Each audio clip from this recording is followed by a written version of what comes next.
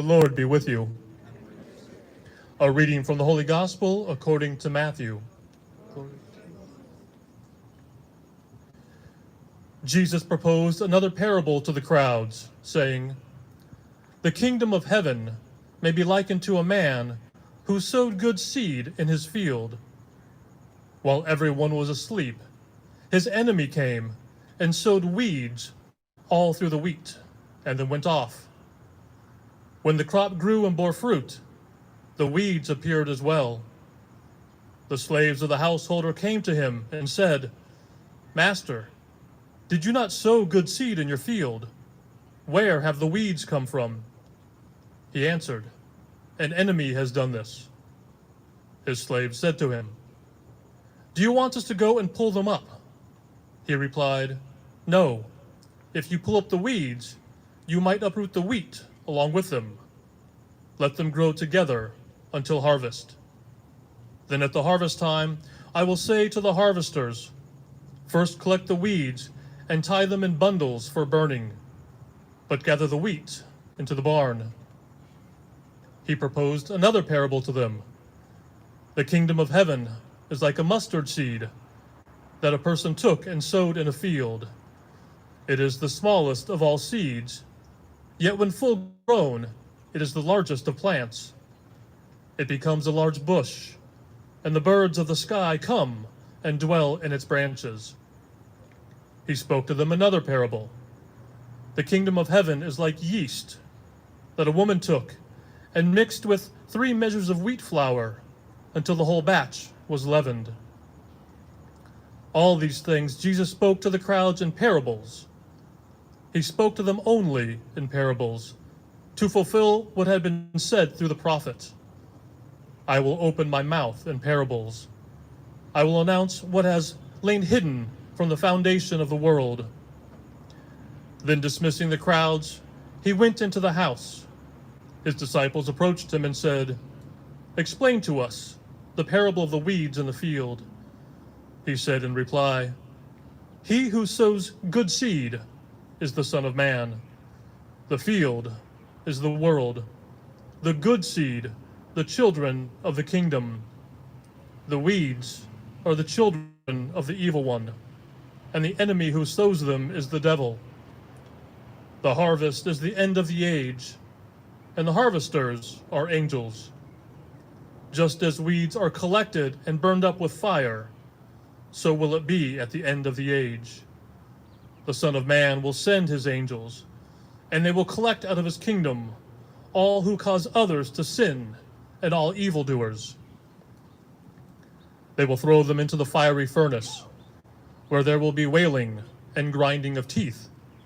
Then the righteous will shine like the sun in the kingdom of their Father. Whoever has ears ought to hear.' The Gospel of the Lord.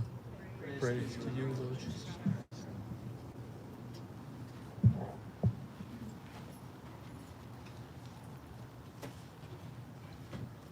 You will very oftentimes hear me speaking about the Gospels being so very relevant to our lives, how the Gospels come down to us through the centuries, through the millennia, and they pass down to us, and the words and the actions and the ministry of our Lord, they speak to us in our present time. They speak to us very powerful in what I see happening in our world right now. That first parable, the kingdom of heaven may be likened to a man who sowed good seed in his field. While everyone was asleep, his enemy came and sowed weeds all throughout, and then went off. It got me thinking this week when I knew I'd be speaking about this gospel and these parables. And I spent some time just looking at our world. I spent some time watching the news, world news, local news, and I spent some time scrolling through social media. And these weeds that our Lord speaks about to these disciples gathered that day are so prevalent in our lives at this very moment. Not only do all of us have to deal with this COVID-19 pandemic that is hitting our world right now. I look out right now at all my beautiful sisters and brothers, and You're several feet apart. You're wearing masks. I'm glad that you're here, but I miss those beautiful faces. That's something that we have to deal with. But as I spent that time looking at our world and looking at the weeds that I see in it, I saw a lot of hatred. I saw a lot of racism.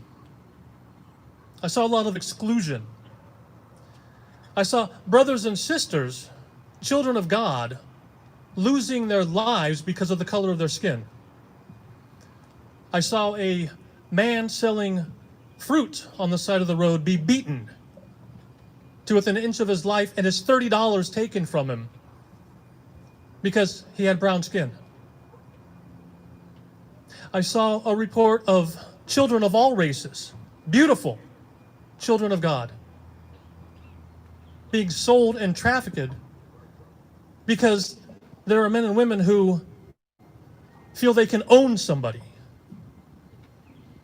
I saw a report just today about a group that were telling an African American man that they were going to lynch him. None of that is of God. None of that. That is opposed to God in every way.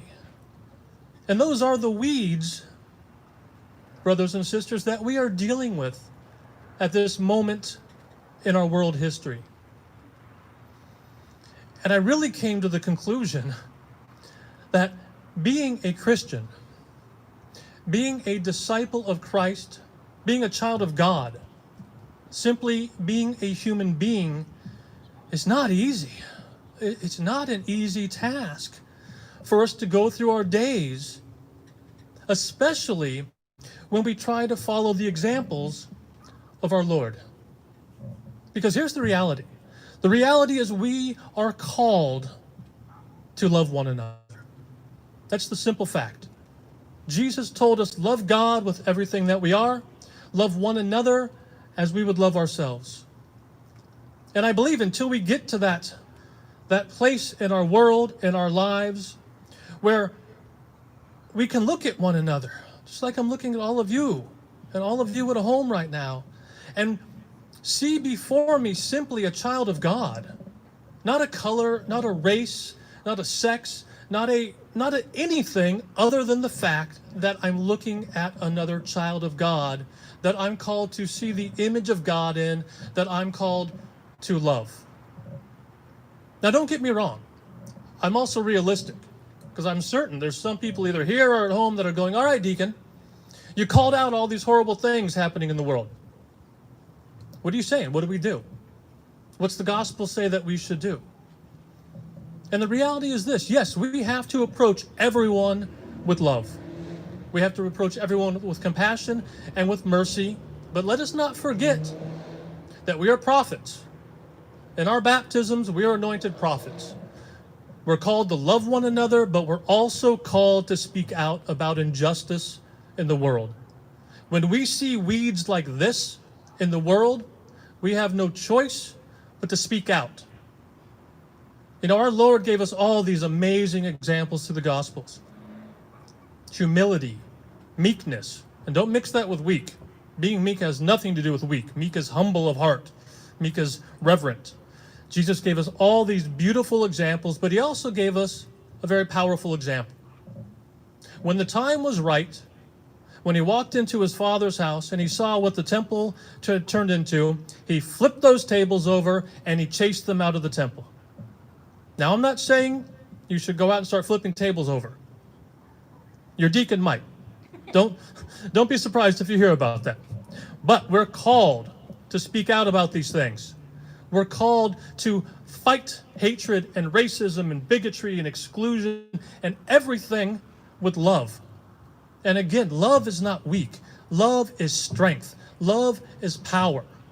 Hatred is weak. Hatred is pathetic. Love, this kind of love, is the greatest strength we've ever seen. So that's how we confront the weeds in our fields. We confront them with love. We confront them with the love of God. We confront them with the love and the strength of our voices. As prophets, we speak out against injustice. We speak with the voice of God. That's pure power, brothers and sisters. Let us use our voices to weed out all of those weeds that we find sometimes in our world and in our fields. And don't let them ever take us off our path. Our gospel speaks very strongly about the evil one, the children of the evil one, and the devil. Let's make no mistake, that's real. Those are real things that we experience. Don't allow that weakness, that hatred, to take us out of our moments, to take us out of what we are called to be as children of God, as disciples of Christ. And I believe that's why Jesus gives us those other two parables. The kingdom of heaven is like a mustard seed sowed in a field. It is the smallest of seeds, yet when full grown is the largest of plants. Jesus is saying to us, even with the smallest amount of faith, even with the smallest amount of effort that we put into our relationships with God and with our Lord, they are there for us. God is always present to us in every moment of our lives. And even in those moments, and trust me, my friends, I'm not kidding. When I spent time this week looking at all of these things, I got really angry.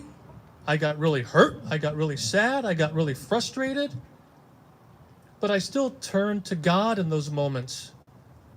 And He carried me through them so that I could be here to share with you about them.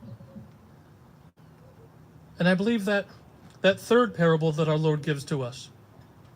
The kingdom of heaven is like yeast that a woman took and mixed 3 measures of wheat flour until the whole batch was leavened. I really feel like that parable speaks so strongly to heaven and earth, to God the Father and us, His children. Everything that God is good. It's great. It's love. It's compassion. It's mercy. It's everything that God is. And this beautiful woman who mixed those 3 measures of wheat flour, she shows us that it's up to us to add goodness into the mix. That in order for our relationships, our world, ourselves to rise, we have to put in what is good.